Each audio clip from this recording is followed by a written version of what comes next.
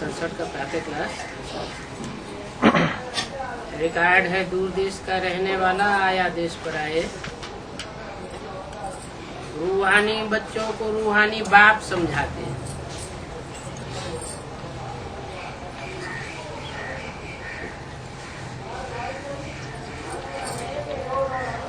जिस्मानी बाप नहीं समझाते हैं, रूहानी बच्चों को रूहानी बाप समझाते हैं। जिस्मानी बाप क्यों नहीं समझा सकते?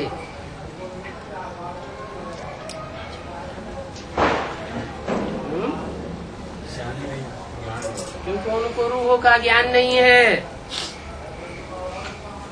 स्कूल अथवा कॉलेज में कोई तो अच्छी रीति दिल लगा करके पढ़ते हैं, कोई नहीं पढ़ते।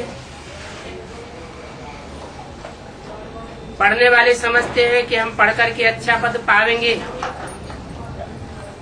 हम स्टूडेंट हैं तो स्टडी अच्छी करनी चाहिए। यहाँ भी बच्चे जानते हैं कि बरोबर हमको पढ़ाने वाला बेहद का बाप है।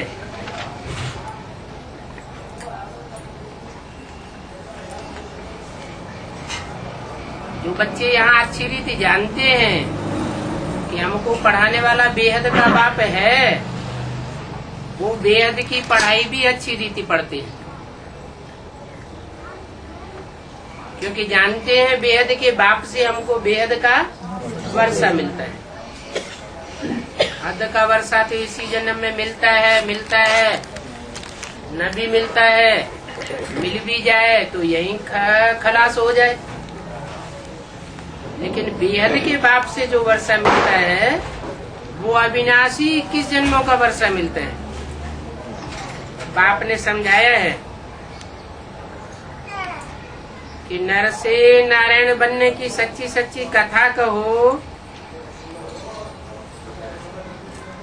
वो सत्य बाप ही सुनाते हैं। उनको ट्रुथ गॉड फादर कहा जाता है। सत्य कथा और कोई सुना ही नहीं सकता। इस झूठ खंडे की दुनिया में सब झूठे हैं। पंडित, गुरु, गुसाई, धर्म पंडित, धर्म पिता हैं, कोई भी सच्ची कथा नहीं सुनाते। उसे सत्यनारायण की कथा कहो, तीसरा नेत्र खुलने की कथा, तीजरी की कथा कहो। अब हमने तो भक्ति मार्ग में ये सब कथाएं जन्म जन्मांतर सुनी। तीजरी की कथा, अमरनाथ की कथा, परंतु इन कथाओं का अर्थ तो कोई समझते नहीं है। वो होती है अमरपुरी और ये है मृत्युलोक। अमरपुरी के लिए तुम अभी अमर कथा सुनते हो, और ये कथा भी तुम ही समझते हो। तुम्हारे में भी कोई तो बिल्कुल नहीं जानते हैं। पूछेंगे अमरपुरी कहाँ है, तो उनको बताना पड़े। पहले स्थूल अमरपुरी में जावेंगे या पहले बेहद की सूक्ष्मपुरी में जावेंगे? उसके लिए पहले तो सूक्ष्म आत्मा बनना पड़े। आत्मा ज्योति बिंदु बनेंगे तो आत्मा बाप सुप्रीम सोल को पहचानेंगे। जब तक सुप्रीम सोल बाप को नहीं पहचाना है तब तक आत्मा नहीं बन सकेंगे, क्योंकि आत्मा का बाप परमात्मा, देह का बाप देहधारी। आत्मिक स्थिति में टिकेंगे तो मन बुद्धि रूपी आत्मा भी सूक्ष्म बनेगी। सूक्ष्म बनती है तो बुद्धि में सूक्ष्म ज्ञान बैठता है। अपन को देह समझेंगे तो सूक्ष्म ज्ञान बुद्धि में बैठेगा नहीं। बिंदु बिंदु सूक्ष्म आत्माओं का वो सूक्ष्माति सूक्ष्म ज्योति बिंदु बाप है।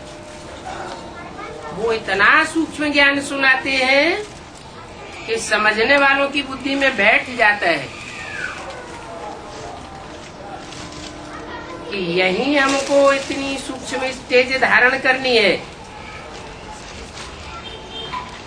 ज्ञान की सूक्ष्म स्टेज भी धारण करनी है, याद की स्टेज भी धारण करनी है, और इतना सूक्ष्म ज्ञान धारण करना है जो यहाँ हम ज्ञान की पराकाष्ठा में ऐसे पहुंच जावे जो अपन को अमर अनुभव करने लगे। एक होता है हद का मृत्यु लोक, उसमें हद की मृत्यु होती है।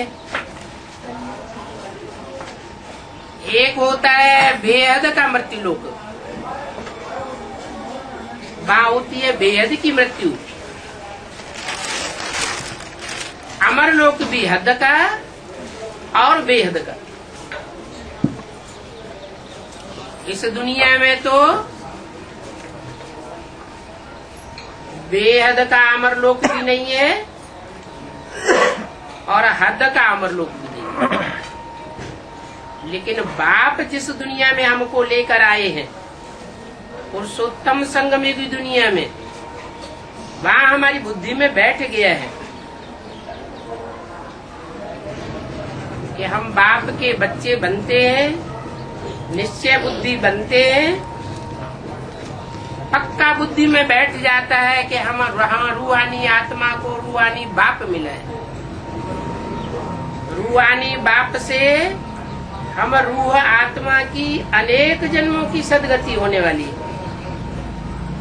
ये गति सदगति का वर्षा हमको मिलता है, हम यहाँ भी अनुभव करते हैं कि दुनिया की कितनी भी परीक्षाएं आ जावे, लेकिन हम हिलने वाले नहीं हैं। हमको कोई मार नहीं सकता।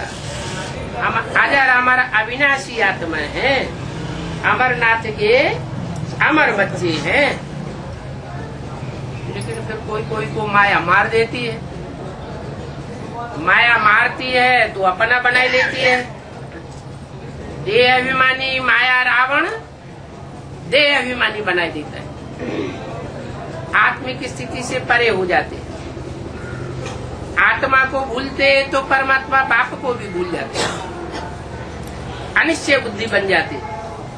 ये उनकी बेहद की मौत हो जाती है।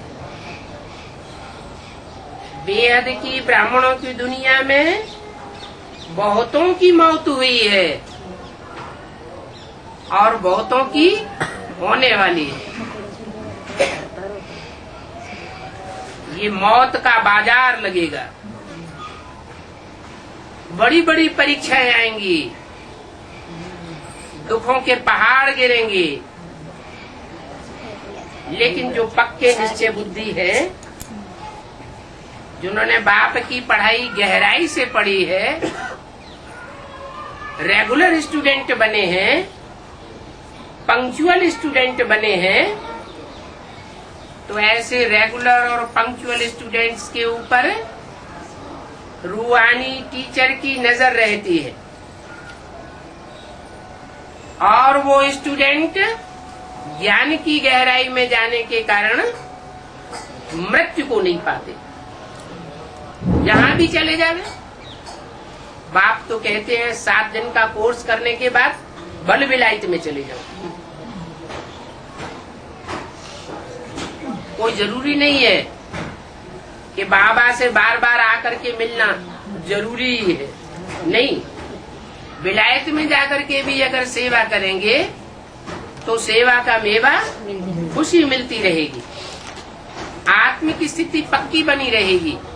क्योंकि रूहानी सेवा करने से रूहानी बाप रूहानी स्टेज में टिके हुए बच्चों को याद करते हैं। दुनिया बाप को याद करती है, और बाप अपने रूहानी सर्विस करने वाले रूहानी बच्चों को याद करते हैं।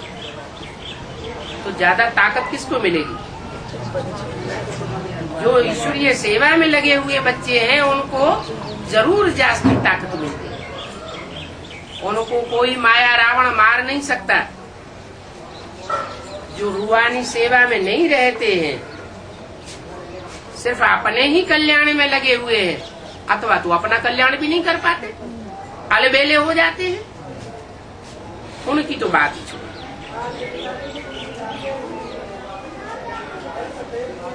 तो बोला कोई तो बिल्कुल नहीं जानते मृत्यु लोक क्या होता है, अमर लोक क्या होता है, बेहद में क्या होता है, हद में क्या होता है। पूछेंगे अमरपुरी कहाँ है,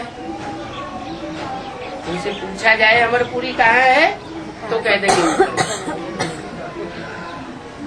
अब ऊपर नीचे की तो बात ही नहीं।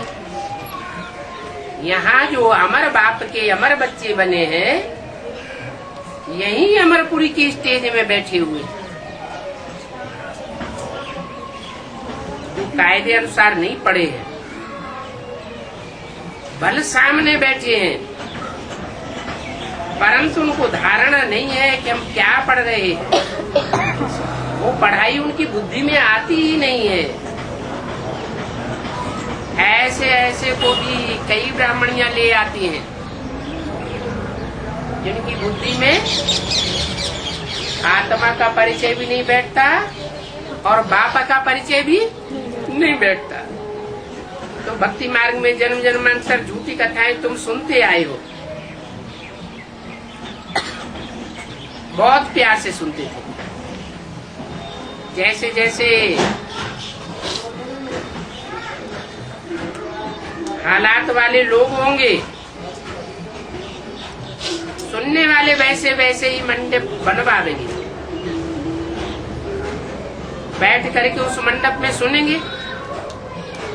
बाप तो कहते हैं मैं बिल्कुल ही साधारण तन में आता हूँ, इसमें बहुत दिखावा करने की दरकार नहीं है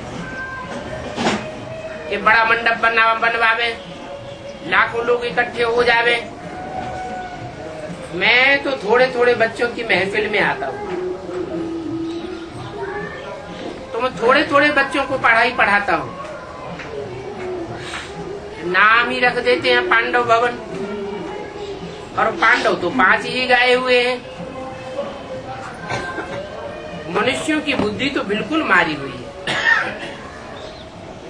जिनको आधा कल्प बुलाते हैं वही आकर के पढ़ाते हैं, ये कोई को मालूम ही नहीं पड़ता है। अभी तुम तो प्रैक्टिकल में पढ़ रहे हो।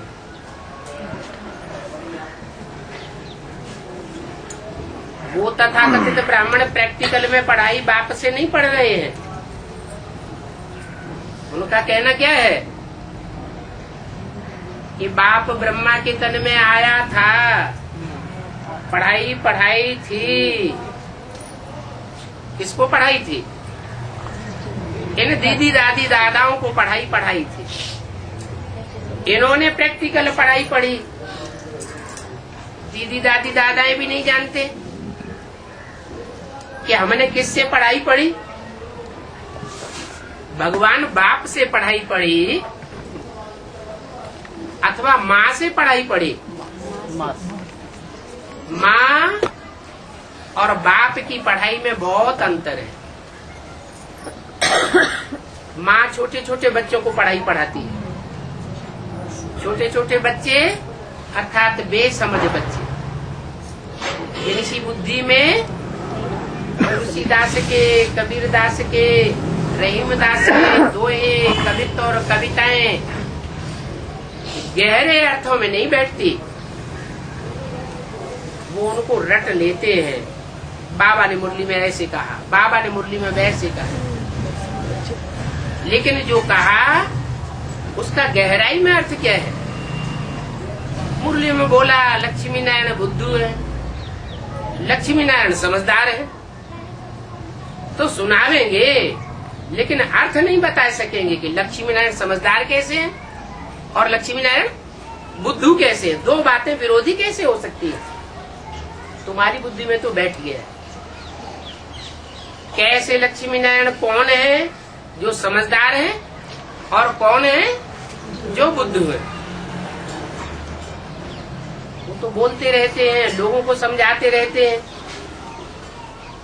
समझाया हुआ था पुरानी दुनिया का विनाश होने वाला है, नई दुनिया आने वाली है। सन 66 में मुरली में भी बाबा ने बोला था, चित्र भी छपाए गए, उन चित्रों में भी ये छाप दिया गया 10 वर्ष में पुरानी दुनिया का विनाश, नई दुनिया की स्थापना। किताबों में भी छाप दिया गया। लेकिन जिन्होंने छपाया, जिन्होंने समझाया, उनकी बुद्धि में खुद ही नहीं बैठा कि इतनी बड़ी दुनिया का विनाश 10 वर्ष में कैसे हो जाएगा।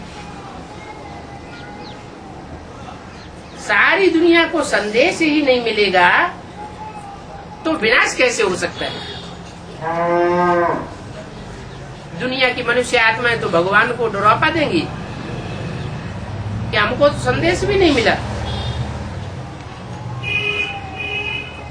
जबकि मुरली में बोला था बेहद का बाप बेहद के बच्चों से बेहद की बातें करते हैं। इस रुद्र ज्ञान यज्ञ से विनाश ज्वाला प्रज्वलित हुई।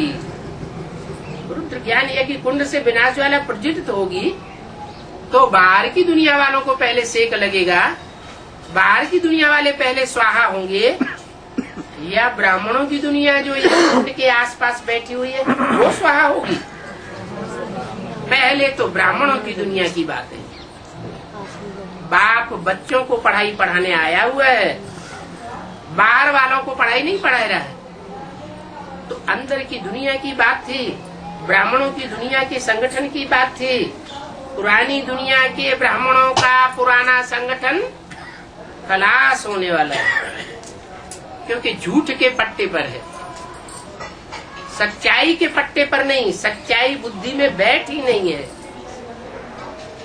कि नई दुनिया की स्थापना कैसे होनी है, पुरानी दुनिया का विनाश कैसे होना है।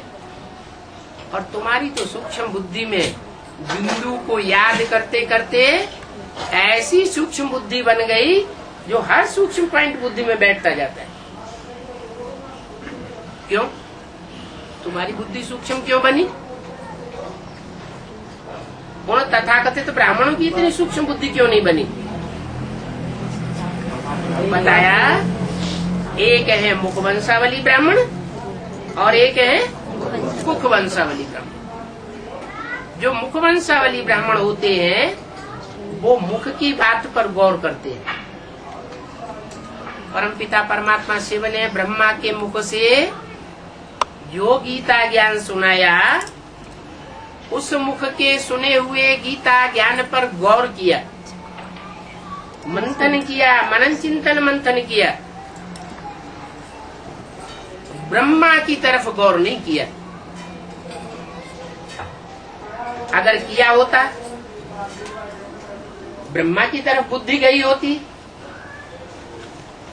मोह गया होता, तो उसकी निशानी क्या होती? निशानी भी बता दी। मुरली में बोला है, इस ब्रह्मा के चित्र को रखने की दरकार नहीं है। अगर इस ब्रह्मा का चित्र रखेंगे तो पतित बन पड़ेंगे। स्पष्ट मुरली में बोल दिया। और जिनकी बुद्धि लगी हुई है शिव की मुरली में, वो मुख की निकली हुई मुरली में ध्यान देने वाले हैं, ब्रह्मा के चेहरे पर ध्यान देने वाले नहीं है। असली चीज मुरली है या ब्रह्मा का मुख है? मुरली है। मुरली भगवान की मुरली है। ब्रह्मा का चेहरा तो माध्यम है। जैसे लाउड स्पीकर होता है, उसका घोंघा मुख्य चीज नहीं है, लेकिन जो बोलने वाला है वो मुख्य है। ध्यान उसकी तरफ जाता है। लेकिन जो देहाभिमानी थे, बाबा के मना करने पर भी उन्होंने ब्रह्मा का चित्र रखा, क्योंकि ब्रह्मा की देह से लगाव हो गया। गोद का प्यार लिया तो गोद से लगाव हो गया। और तुम बच्चे तो आते ही बाद में हो। क्या जो भी एडवांस पार्टी में आने वाले बच्चे हैं वो लास्ट में आए हैं या पहले पहले के आए हुए हैं? लास्ट में आते हैं और फास्ट जाते हैं। क्या कारण है? नहीं, जो ब्रह्मा के शरीर छोड़ने के बाद ज्ञान में आए हैं उन्होंने ब्रह्मा का चेहरा देखा ही नहीं। देखा ही नहीं तो ममत्व जाता ही नहीं, गोद का प्यार लिया ही नहीं तो लगाव कैसे जावेगा?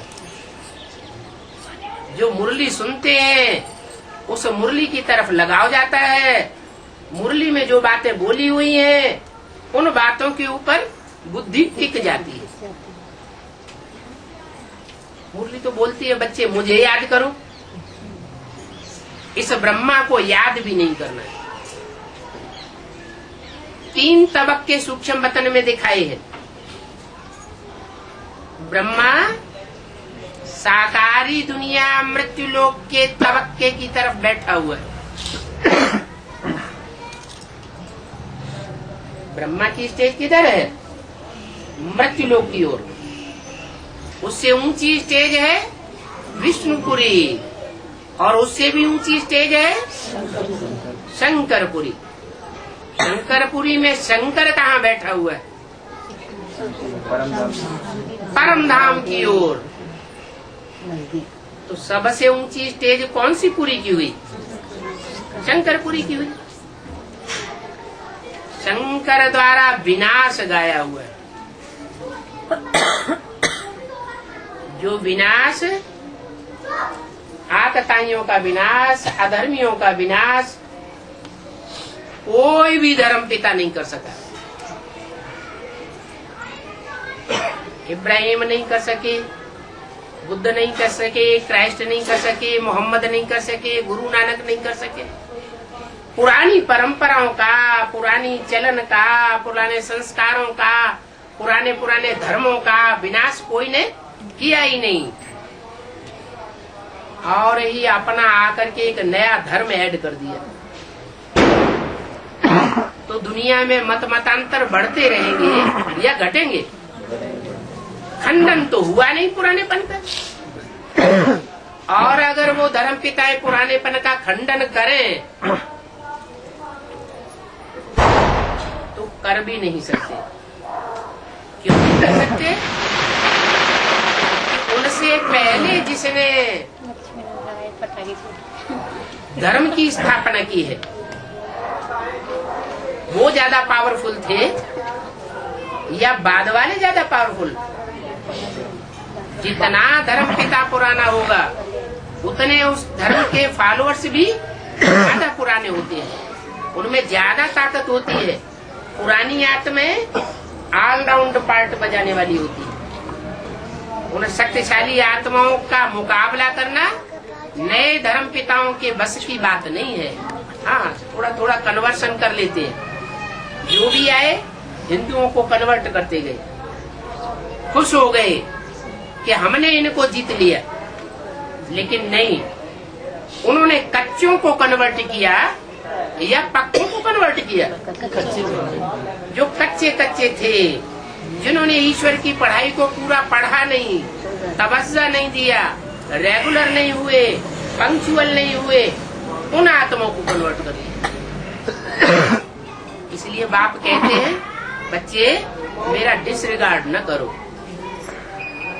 जो भी निमित्त गीता पाठशाला है, जो भी सेंटर है, मिनी मधुबन है, जहाँ भी क्लास करने के लिए निमित्त बना हुआ खेल है, वहाँ रेगुलर क्लास करना चाहिए, पंक्चुअल क्लास करना चाहिए। उससे बाप का, टीचर का, गुरु का रिगार्ड होता है। टीचर का रिगार्ड करेंगे तो टीचर स्टूडेंट का रिगार्ड करता है, स्टूडेंट को प्यार करता है। जो प्यारे बच्चे होते हैं, प्यारे स्टूडेंट होते हैं, उन्हें टीचर अपने नजदीक खींचता है, समीप बुलाता है। समीप बुलाता है क्या मतलब? दैहिक रूप से नजदीक बैठाता है। दैहिक रूप से नजदीक बैठाने की बात नहीं है। जिस तन में प्रवेश करता है उस तनधारी आत्मा के जन्म जन्मांतर नजदीकी स्टेज प्राप्त होती है। मुख्य हीरो हीरोइन राम और कृष्ण की आत्माएं सृष्टि रूपी रंगमंच के हीरो हीरोइन। माँ के रूप में कृष्ण की सोल ब्रह्मा का पार्ट बजाती है। बाप के रूप में राम की आत्मा हीरो का पार्ट बजाती है। इन हीरो हीरोइन के नजदीक जन्म मिलता है और नजदीक रहना होता है तो अनेक जन्मों का संग का रंग शक्तिशाली आत्माओं का जिनको मिला है वो आत्माएं जरूर शक्तिशाली बनकर के रहती है। बाद में आने वाले जो दूसरे धर्म पिताएं हैं, धर्म के फॉलोअर्स हैं, वो उनको कन्वर्ट नहीं कर सकते क्योंकि पावरफुल संग मिला हुआ है। तो ऊंची स्टेज है शंकर की, उससे नीची स्टेज है विष्णु की और उससे नीची स्टेज ब्रह्मा की दिखाते हैं। इसलिए भक्ति मार्ग में 3 संप्रदाय विशेष बन गए, ब्रह्म समाधि, वैष्णव संप्रदाय और शैव संप्रदाय। जो शैव संप्रदाय के होते हैं वो अपन को समझते हैं हम शिव के बच्चे हैं, शिव ने आकर के हमको अपना बच्चा बनाया। वो असल सूर्यवंशी हैं, ज्ञान सूर्य की औलाद समझते हैं। जैसे गीता में लिखा हुआ है, मैं जब आता हूँ तो सबसे पहले सूर्य को ज्ञान सुनाता हूँ, चंद्रमा को नहीं सुनाता, पहले सूर्य को डायरेक्ट ज्ञान सुनाता हूँ। तो जो सूर्यवंशी बच्चे हैं वो इस उमंग उत्साह में रहते हैं कि हमने डायरेक्ट बाप से पढ़ाई पढ़ी, सन्मुख पढ़ाई पढ़ी है क्या। और जो है उन्होंने देहधारी धर्म गुरुओं से पढ़ाई पढ़ी है और हमने बाप से डायरेक्ट पढ़ाई पढ़ी। वो उमंग उत्साह उनको इसी जीवन में सारी सिद्धियां प्राप्त होती है। पढ़ाई की प्रारब्ध भी इसी जन्म में प्राप्त होती है। हमारी पढ़ाई क्या है, उसका लक्ष्य क्या है? नर से नारायण बनना और नारी से लक्ष्मी बनना। ये नर से नारायण और नारी से लक्ष्मी बनने का लक्ष्य इसी जन्म में प्राप्त करना है या अगले जन्म में प्राप्त करना है? इसी जन्म। तो दुनिया भी पढ़ाइयाँ भी होती है, डॉक्टर की पढ़ाई पढ़ेंगे, वकालत की पढ़ाई पढ़ेंगे, इंजीनियरिंग की पढ़ाई पढ़ेंगे। पढ़ाने वाला अगर ये कहे कि तुम यहाँ पढ़ाई पढ़ो, अगले जन्म में तुमको इंजीनियर बना देंगे, डॉक्टर बना देंगे, तो कोई पढ़ाई पढ़ेगा क्या? नहीं पढ़ेगा। वो देहधारी धर्मगुरु लोग तो बुद्धू बनाते रहते हैं। क्या कहते हैं? यहाँ पुरुषार्थ करते रहो, नहीं कर पाओगे तो अगले जन्म में तुमको प्राप्ति हो जाएगी। अरे यहाँ तो बाप कहते हैं मैं तुम्हारी आत्मा और शरीर रूपी कपड़ा दोनों को यहीं साफ करके जाऊंगा। आत्मा भी पार जावेगी विषय सागर के और शरीर रूपी नैया भी इस विषय सागर के पार जावेगी। मैं खुद पार लेकर के जाऊंगा। साथ रहेंगे, साथ चलेंगे, साथ जिएंगे, साथ साथ जावेंगे। वो गुरु लोग तो यहीं छोड़ जाते हैं। गुरु का टाइटल तो ले लेते हैं लेकिन सदगति अपन ही नहीं कर पाते, तो अपने फॉलोअर्स की सदगति कहाँ से करेंगे? वो चाहे दुनियावी गुरु हो, चाहे ब्राह्मणों की दुनिया के गुरु। बाप कहते हैं मैं कोई प्रकार की अंधश्रद्धा नहीं सिखाता हूँ। क्या अंधश्रद्धा भक्ति मार्ग में सिखाई जाती है गुरुओं के द्वारा। मैं तो हर बात के हिज्जे हिज्जे करके समझाता हूँ। जो भी पढ़ाई पढ़नी है, यहाँ पढ़ाई पढ़नी है, उस पढ़ाई की प्रारब्ध भी यहाँ प्राप्त करनी है। लेकिन बात को गहराई तक समझना है। जो यहाँ जितने निश्चय बुद्धि बनेंगे वो बाप के यहाँ अमर बच्चे बनेंगे। बार बार मरते रहेंगे, बार बार अनिश्चय बुद्धि होते रहेंगे, तो क्या होगा? कौन सी लिस्ट में जाएंगे? अमरनाथ के बच्चे बनेंगे या ब्रह्मा के बच्चे बनेंगे? ब्रह्मा मृत्युलोक में खलास हो जाता है। शंकर के लिए ऐसे नहीं कहते क्या कि शंकर मृत्युलोक में खलास हो, विष्णु के लिए भी नहीं कहते। विष्णु और शंकर ये दो मूर्तियां ऐसी हैं जिनकी मंदिरों में पूजा होती है, जिनकी मूर्तियां बनती हैं, जिनके मंदिर बनाए जाते हैं। यादगार मंदिर अभी भी बने हुए हैं। ब्रह्मा का भी मंदिर बना हुआ है, लेकिन वो सिर्फ एक ही है।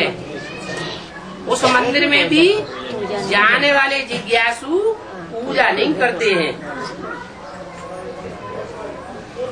कौन पूजा करते हैं? जो वहाँ मंदिर में रहने वाले पुजारी हैं, पंडे हैं, वो ही पूजा करते हैं। कहाँ की यादगार? संगम युग में ब्रह्मा कुमार कुमारियां कहते हैं कि हमारा गीता का भगवान बाप आया हुआ। गीता का भगवान साकार में बाप आया। अच्छा, आया तो कहाँ गया? जवाब नहीं। गीता का भगवान आया, गीता ज्ञान सुना करके चला गया। अब हम गीता ज्ञान पढ़ रहे हैं। अरे वो तो धर्म पिताएं भी आए, वो भी अपने अपना ज्ञान सुना करके चले गए। परिवर्तन तो दुनिया का नहीं हुआ। जब दुनिया का परिवर्तन ही नहीं हुआ तो फिर भगवान के आने में और धर्म पिताओं के आने में अंतर किस बात का हुआ? भगवान को दुनिया इतना याद क्यों करती है? धर्म पिताएं भी भगवान को मानते हैं, वो भी गॉड फादर को मानते हैं। क्राइस्ट भी अपने को भगवान नहीं कहता था, गुरु नानक भी अपने को भगवान नहीं कहते थे। इसका मतलब उन धर्म पिताओं से भी ऊंचा गॉड फादर है। वो गॉड फादर इस सृष्टि को आकर के परिवर्तन करके जाता है। वो परिवर्तन शक्ति उस बाप में है जो नरक की दुनिया को स्वर्ग बनाता है। नरक की दुनिया और ही नरक बनती चली जाए तो भगवान के आने का फायदा क्या हुआ? शास्त्रों में भी उन्होंने ऐसी ऐसी बातें लिख दी है। क्या कि भगवान कृष्ण द्वापर के अंत में आए, महाभारत युद्ध कराया, रिजल्ट क्या हुआ? पापी कलयुग की स्थापना करके चले गए। अरे भगवान पापी कलयुग की स्थापना करने के लिए आता है? पाप की दुनिया बनाने के लिए आता है क्या? अरे भगवान तो ट्रुथ गॉड फादर कहा जाता है। सत्यनारायण की आकर के कथा सुनाता है, सत्यनारायण की जीवन कहानी सुनाता है, नर से सत्यनारायण बनाने आता है। तो वो सत्य युग की स्थापना करके जावेगा या कलयुग की स्थापना करके जावेगा? वो तो आता ही है सत्य बाप सच्चे खंड की स्थापना करने और झूठ खंड का विनाश करने के लिए आता है। ये झूठ खंड का विनाश, झूठे धर्मों का विनाश, झूठे मत मतांतरों का विनाश, झूठे राज्यों का विनाश, ये और कोई मनुष्य मात्र के बस की बात नहीं है। क्योंकि जन्म जन्मांतर सब नीचे उतरते चले आए, सब काल के गाल में गिरते चले आए। इतनी बड़ी दुनिया में इतने इतने धर्म फैले हुए हैं, इतने इतने मत मतांतर फैले हुए हैं, इतने इतने बड़े बड़े राज्य राज्याधीश बैठे हुए हैं।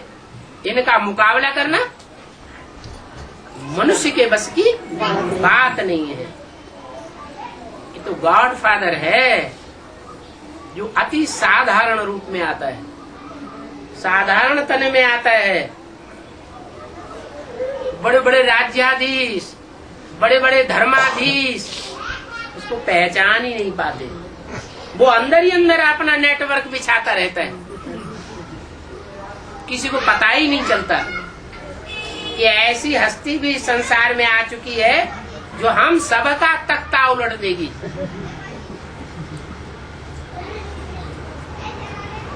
तो सुप्रीम सोल बड़ा युक्तिवाद है, रमतू रमजबाज है। कोई धर्म पिता से, कोई धर्माधीश से, कोई राज्याधिकारी से सीधी टक्कर नहीं लेता। शास्त्रों में भी गाया हुआ है। क्या गाया हुआ है? कृष्ण को भगवान गाया हुआ है, राम को भगवान गाया हुआ है, शंकर को भगवान गाया हुआ है। शंकर भगवान ने भस्मासुर से सीधी टक्कर ली क्या? सारी दुनिया में भागे भागे फिरे। अरे लोग कहते हैं ये भगवान कैसा होता है? भगवान कोई भागने वाला होता है क्या? पीछे पीछे भगवान भागे और आगे आगे भगवान भागते फिरे, ऐसा कैसा भगवान? अरे भगवान तो अहिंसक युद्ध कराता है, हिंसा का युद्ध नहीं कराता। अहिंसक राज्य की स्थापना करने आता है। अगर वो भी हिंसक बन जाए, आमने सामने की लड़ाई लड़े, तो हिंसक दुनिया की स्थापना होगी या अहिंसक राज्य स्थापन होगा? हिंसक दुनिया बन जाएगी। जो भी आए, जिन्होंने भी अपनी राजाई इस दुनिया में स्थापन की, चाहे इस्लाम धर्म के हो, बौद्ध धर्म के हो, क्रिश्चियन धर्म के हो, सिख धर्म के हो, सबने हिंसक युद्ध किए और हिंसक युद्ध के आधार पर हिंसक राजाई स्थापन करी। भगवान तो महात्माओं से भी ऊंचा होता है, धर्म पिताओं से भी ऊंचा होता है। जब महात्माएं और धर्म पिताओं ने कभी ये संदेश नहीं दिया कि हिंसा करो, किसी ने ये कहा क्या कि हिंसा करो, तो भगवान फिर हिंसा कैसे करेगा और हिंसा कैसे सिखाएगा? ये तो शास्त्रों में अगड़म बगड़म बातें लिख दी है कि भगवान ने हिंसक युद्ध कराया, महाभारत युद्ध कराया। ऐसी कोई बात नहीं। भगवान आते हैं तो ऐसा ज्ञान सुनाते हैं जिस ज्ञान को सुनने और सुनाने वाले दोनों अहिंसक दुनिया का राज्य करते हैं, अहिंसक दुनिया में जाते हैं। हिंसा की कोई बात ही नहीं। हिंसा देहधारियों का काम है, देह अभिमानियों का काम है। जो रूहानी पढ़ाई पढ़ने वाले हैं, रूहानी पढ़ाई पढ़ाने वाले हैं, वो वाइब्रेशन की ताकत इकट्ठी करते हैं। क्या? जैसे नेहरू जी थे, नेहरू जी का कोई कितना भी विरोध करने वाला हो, सख्त विरोधी हो, लेकिन जब नेहरू जी सामने आकर के भाषण करते थे तो उनके अनुकूल हो जाता था। ये कौन सी पावर है? ये वाइब्रेशन की पावर है। रूह वाइब्रेशन बनाने वाली है,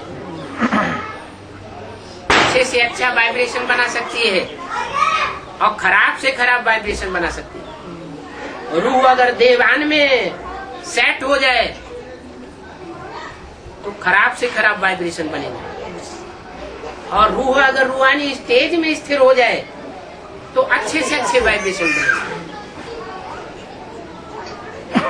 वो वाइब्रेशन की पावर, वो वाइब्रेशन की सेवा अभी शुरू नहीं हुई है। बहुत थोड़ी सी आत्माएं जो यदा कदा ऐसी सेवा करती है। 70 साल हो गए इस यज्ञ को चलते चलते। कितनी वाचा की सेवा हुई, कितनी कर्मेंद्रियों की भागदौड़ की सेवा हुई, परिवर्तन कितना आया। हमारा अपना परिवर्तन कितना हुआ, समाज में कितना परिवर्तन हुआ, देश में क्या परिवर्तन आया और दुनिया में क्या परिवर्तन आया। पंप एंड शो बढ़ा लिया वो एक अलग बात, लेकिन अंदरूनी परिवर्तन कुछ भी नहीं हुआ। वो कब होगा। कोई कहे कि 70 साल में कुछ भी नहीं हुआ तो आगे 30 साल में हो जाएगा, इसकी क्या गारंटी।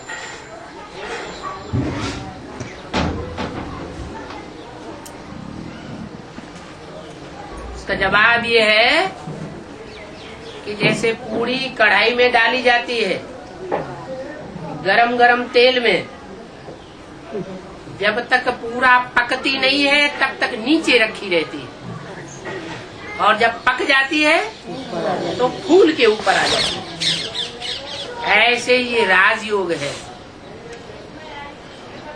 गुप्त ज्ञान है और गुप्त याद है। ये अंदर अंदर पक रही है। पकते पकते पकते जब नंबरवार आत्माएं प्रत्यक्ष होंगी तो उनकी ताकत भी संसार में प्रत्यक्ष होने लगेगी। राजयोगी नंबरवार प्रत्यक्ष होने लगेंगे। 9 लाख सितारे सारी दुनिया में विनाश के टाइम पर ज्ञान की और योग की चमक मारेंगे। जैसे पारस पत्थर का गायन है। क्या गायन है। जो पारस पत्थर जहाँ भी लोहे को छू दिया जाए तो सोना बन जाता है। वो तो एक गायन बनाया हुआ है। वास्तव में बात बेहद की है कि जो बेहद की पत्थर बुद्धि आत्माएं हैं, जब ऐसी संपन्न पारस बुद्धि आत्माओं के संसर्ग में संपर्क में आवेंगी, दृष्टि के संपर्क में आवेंगी, वाचा के संपर्क में आवेंगी, तन के संपर्क में आवेंगी, संसर्ग में आवेंगी, तो कट से उनका परिवर्तन हो जाएगा। कितना भी कोई विरोधी क्यों न हो, संग के रंग में आने से उनको संग का रंग न लगे, ये हो नहीं सकता। ऐसा वाइब्रेशन परिवर्तन करने वाली आत्माएं संपन्न आत्माएं बन जाएंगी। लेकिन बनेगी नंबरवार पुरुषार्थ। जिन्होंने जितनी ईश्वरीय ज्ञान की गहरी पढ़ाई पढ़ी होगी उनका उतना उतना परिवर्तन होगा, और वो परिवर्तन प्रत्यक्ष दिखाई देगा। ऐसे नहीं अंत तक गुप्त रहेगा, नहीं। टाइम है। क्या टाइम है। ब्रह्मा द्वारा ब्राह्मण धर्म की स्थापना और शंकर द्वारा मतांतरों का, पुराने संस्कारों का, भक्ति मार्ग के संस्कारों का खंडन, विनाश, और विष्णु द्वारा जो श्रेष्ठ ब्राह्मणत्व के संस्कार धारण किए गए हैं, जो ब्राह्मणत्व के संस्कार से कभी नीचे नहीं उतरते हैं, ऐसे ब्राह्मणों की पालना करना। ऐसे नहीं है कि ब्रह्मा के द्वारा जिन ब्राह्मणों ने पढ़ाई पढ़ी वो सब ब्राह्मण नीची कुरी के हैं। भक्ति मार्ग में कुरियां होती है ना ब्राह्मणों की, कोई ऊंची कुरी का ब्राह्मण, कोई नीची कुरी का ब्राह्मण। 9 ब्राह्मणों की कुरियां मानी जाती है। तो ये 9 धर्मों से कनेक्टेड हैं, जो 9 धर्म भगवान से कुछ न कुछ प्राप्ति करने की लिस्ट में आते हैं। उनमें जो सबसे ऊंचे से ऊंचा है सूर्यवंश, वो तो यज्ञ के आदि से ही अलग हो गया था। जिसके लिए मुरली में बोलते हैं राम फेल हो गया। कौन से एग्जाम में फेल हो गया? फाइनल एग्जाम में फेल हो गया या मासिक एग्जाम में फेल हो गया, त्रैमासिक में फेल हो गया? फाइनल एग्जाम तो अभी भी किसी का नहीं हुआ। फाइनल एग्जाम होगा और मालाएं प्रत्यक्ष हो जाएंगी। तो यज्ञ के आदि में जो राम फेल हो गया उसका कारण भी बताया। तो शुरुआत में इतना ज्ञान नहीं था तो चले गए। इसलिए जो चले गए यज्ञ के आदि में ही, उनके पीछे पीछे उनका हुजूम भी चला गया। वो सूर्यवंशी बच्चे गए, कोई न कोई कारण ऐसा बना कि यज्ञ कुंड से स्थापना के साथ साथ विनाश ज्वाला भी प्रज्वलित हुई। उस विनाश ज्वाला में निमित्त कौन बने? ब्रह्मा, बाप और ब्राह्मण बच्चे। ब्राह्मण बच्चों में सूर्यवंशी ग्रुप के बच्चे गए सूर्य के साथ, बाकी बचे चंद्रमा को फॉलो करने वाले चंद्रवंशी। चंद्रमा कौन है? ज्ञान चंद्रमा ब्रह्मा। और ज्ञान चंद्रमा ब्रह्मा वो तलखीली रोशनी देने वाला है या ठंडी रोशनी देने वाला है? चंद्रमा की रोशनी में कीड़े मकोड़े जैसी आत्माएं, काटने वाली आत्माएं भी पलती रहती है। सूर्य की रोशनी में तिल मिला के भस्म हो जाती है। तो ऐसे ही ब्रह्मा की गोद में चंद्रवंशियों के साथ साथ इस्लाम वंशी, बौद्धी वंशी, क्रिश्चियन वंशी, जो भी दूसरे और विदेशी धर्म की आत्माएं थी, सारी चुनी हुई आत्माएं थी यज्ञ के आदि में, वो सब ब्रह्मा की गोद में पलती रही।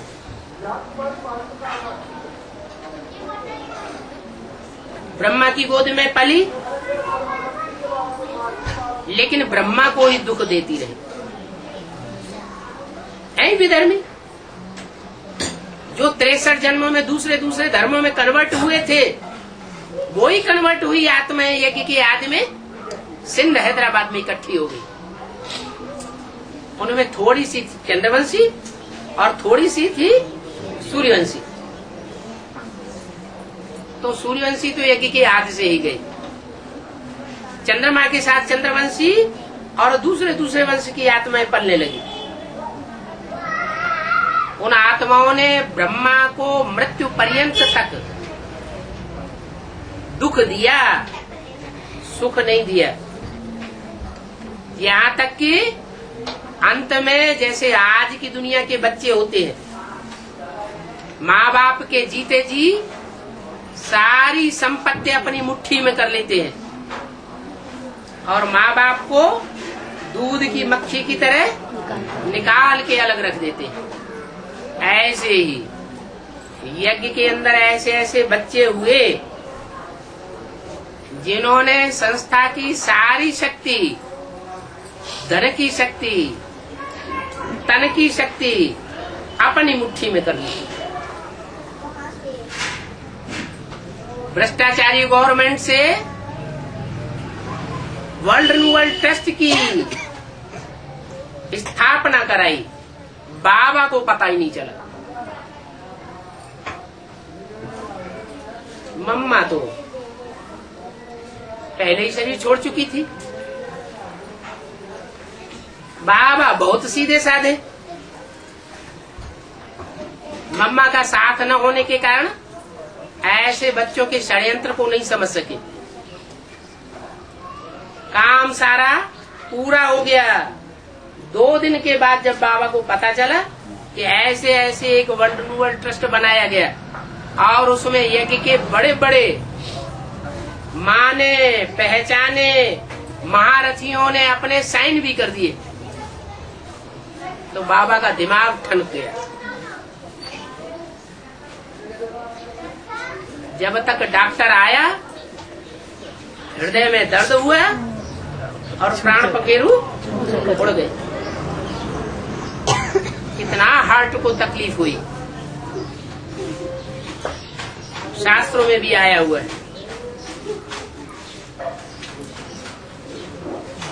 कि जो कृष्ण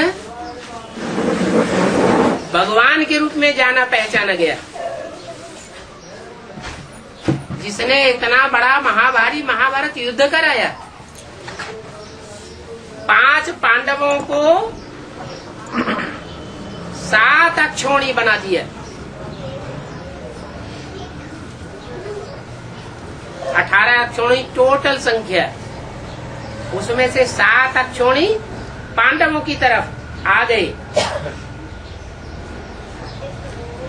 वही कृष्ण अंत समय में किसी बहेलिये ने उनके पांव में तीर मारा और छटपटा के मर गए।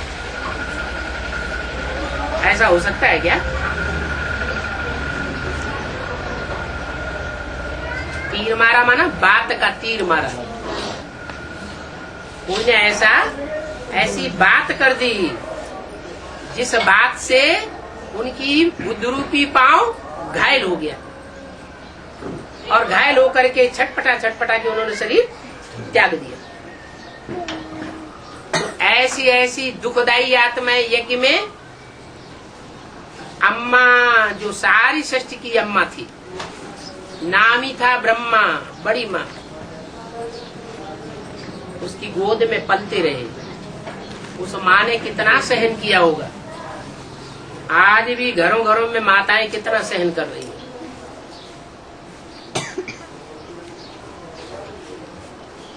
ब्रह्मा को कोई वर्षा नहीं मिला इस जीवन में। ब्रह्मा माता को कोई वर्षा मिला ईश्वरीय? इस जीवन रहते रहते कोई वर्षा नहीं मिला। तो अपने भारत की परंपरा में भी ये परंपरा चल पड़ी क्या कि माताओं को कोई वर्षा संपत्ति में नहीं मिलता रहा। ये तो अभी भगवान बाप आए हुए हैं, तो माताओं को थोड़ा हिस्सा गवर्नमेंट ने भी देना शुरू किया है। नहीं तो 63 जन्म तक माताओं को कोई भी हिस्सा नहीं मिलता रहा। बच्चों को सारा हिस्सा दे दिया जाता। तो फाउंडेशन कहाँ पड़ता है दुनिया का? इस संगम युग में फाउंडेशन पड़ता है। अभी रिहर्सल हो रही है। चाहे तो हम अपने अनेक जन्मों की सुख की रिहर्सल करें और चाहे तो अनेक जन्मों की सुख की रिहर्सल करें। 500 करोड़ एक्टर्स अभी रिहर्सल कर रहे हैं। कुछ रिहर्सल करने वाले हैं, सबको संदेश अभी नहीं मिला है। सारी दुनिया की बुद्धि में बैठेगा कि पर्दे के पीछे रहने वाला वो डायरेक्टर बाप कौन है, जो इन आंखों से दिखाई नहीं देता। बुद्धि के तीसरे नेत्र से उसको जाना जा सकता है, और जो जानता है वो डायरेक्टर बाप के डायरेक्शन पर चलता है। जो नहीं जानता वो चल भी नहीं सकता, अच्छी एक्ट कर भी नहीं सकता। अभी भगवान बाप पढ़ाई पढ़ाए रहे। अनेक जन्मों का सुख और अनेक जन्मों का दुख लेना ये हमारी मुट्ठी में है। चाहे तो हम जन्म जन्मांतर का सुख ले लेवे और चाहे तो जन्म जन्मांतर का दुख ले लेवे। इतनी बड़ी सृष्टि में से 10 करोड़ आत्माएं हैं जो भगवान से स्वर्ग का सुख लेती है। प्रैक्टिकल में प्रैक्टिकल स्वर्ग का वर्षा लेती है, और बाकी 10 करोड़ कम 500 करोड़ मनुष्य आत्माएं सब नरक की दुनिया में आकर के दुख का वर्षा लेती है। अब चूंकि भगवान बाप को बांधा हुआ है कि मैं तो आकर के हर बच्चे को मुक्ति और जीवन मुक्ति का वर्षा देता हूँ, कम से कम एक जन्म की जीवन मुक्ति हर आत्मा को देता हूँ। तो भले कोई द्वापर युग में आता है, कलयुग में आता है, तो भी एक जन्म की जीवन मुक्ति हर आत्मा को मिलती ही मिलती है। लेकिन वो भगवान बाप ही निमित्त बनता है एक जन्म की जीवन मुक्ति देने के लिए। और अनेक जन्मों का जो दुख मिलता है, बंधन मिलता है, वो देहधारी गुरुओं से मिलता है। भगवान की बात नहीं मानी, देहधारी गुरुओं की मत पर चल पड़े, तो दुख का वर्षा मिल जाता है। इसलिए स्लोगन बताया है कि हर घर में एक स्लोगन टांग दो। बड़े से बड़ा स्लोगन है क्या? मनुष्य मत से दुर्गति और श्रीमत से सदगति। अनेक देहधारी मनुष्य गुरुओं से दुर्गति होती है और एक सदगुरु निराकार से सदगति होती है। सदगति भी साकार में आकर करते हैं क्या? सदगति सदगुरु के द्वारा होती है। सदगुरु अकाल मूर्त कहा जाता है। अकाल का मतलब उसको काल नहीं खा सकता। जिस गुरु को खुद ही काल खा जाए, वो दुनिया की सदगति क्या करेगा? तो वो ऐसा गुरु बन करके आता है जिसको काल के गाल में जाते हुए कोई नाकों से देख ही नहीं पाता। सारी दुनिया को काल के गाल में जाते हुए देखा जाएगा, लेकिन सदगुरु अकाल मूर्त को काल के गाल में जाते हुए कोई नहीं देखा। वो अकाल मूर्त है। मूर्त कहा जाता है। मूर्त माना जिसकी मूर्ति हो, जड़ मूर्ति नहीं, चैतन्य मूर्ति। चलते फिरते को चैतन्य कहा जाता है, बोलते चालते को चैतन्य कहा जाता है। ऐसी बोलती चालती मूर्ति सदगुरु निराकार बाप की होती है। निराकार का मतलब बिंदु नहीं, बिंदु के लिए नहीं कहा जाएगा बोलता चालता। बिंदु कैसे बोलेगा? बिंदु में से आवाज निकलेगी क्या? नहीं। वो बिंदु कोई साकार तन में प्रवेश होकर के साकार बनता है और निराकारी स्टेज धारण करता है। जो भी धर्म पिताएं जब परम धाम से उतरते हैं तो सब निराकारी स्टेज वाले होते हैं। ऐसे ये बापों का भी बाप है, सब धर्म पिताओं का बाप है। इसको कहा जाता है ग्रेट ग्रेट ग्रैंडफादर। ये जब इस सृष्टि पर आता है तो इसकी यादगार में जो चित्र बनता है शंकर का, वो एकदम निराकारी स्टेज का दिखाया जाता है। और धर्म पिताएं जैसे क्राइस्ट का चित्र देखो, चेहरे को देखने से ही निराकारी स्टेज टपकती है। महात्मा बुद्ध का चित्र देखो, उनके चेहरे से ही निराकारी स्थिति दिखाई देती है। गुरु नानक को देखो, उनके चेहरे से ही मालूम पड़ता है कि तन से ये यहाँ है, लेकिन मन बुद्धि से जैसे परम धाम में बुद्धि टंगी हुई। ऐसे ही वो सुप्रीम सोल बाप जब इस सृष्टि पर संसार के सामने सदगुरु निराकार के रूप में प्रत्यक्ष होता है, तो अखंड निराकारी स्टेज के रूप में प्रत्यक्ष होता है। उसे बोलने करने की भी दरकार नहीं। क्या? दृष्टि से ही सारी सृष्टि को सुधारता है। बोलने की तो दरकार तब तक है जब तक ज्ञान परिपक्व स्टेज में संसार में नहीं उतरता। जब ज्ञान परिपक्व स्टेज में उतर जाता है, ज्ञान का एक एक पॉइंट क्लियर हो जाता है, तो परमात्मा को बोलने की भी दरकार नहीं रहती। ओ